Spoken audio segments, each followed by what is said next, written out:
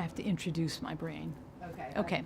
Okay, so this is a model of a brain. This would be the forehead, and this would be the back of your brain with your neck coming down.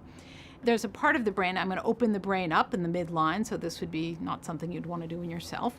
Deep inside this structure is something called the amygdala, which is the seat of much of emotion in the human brain. There are other areas, but that's a very important area. And there's a part of the brain down here called the anterior cingulate cortex.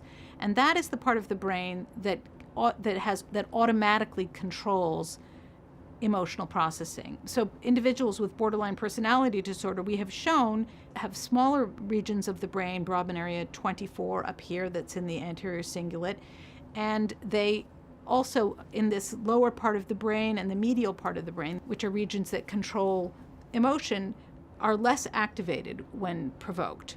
So essentially what that means is that the parts of the brain that come online for most people when they're provoked to anger or sadness are not as activated in individuals with borderline personality disorder in an automatic way. And so if this part of the brain that puts the brakes on emotions isn't brought online for borderline patients, it goes some way towards explaining the sense of anger or sadness that overcomes individuals with borderline personality disorder.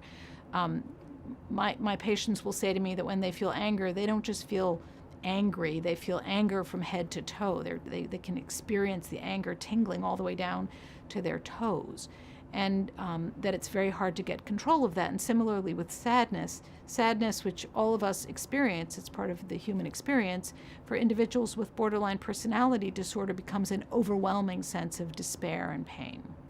The part of the brain that helps us to modulate negative emotion isn't really brought online properly for borderline patients.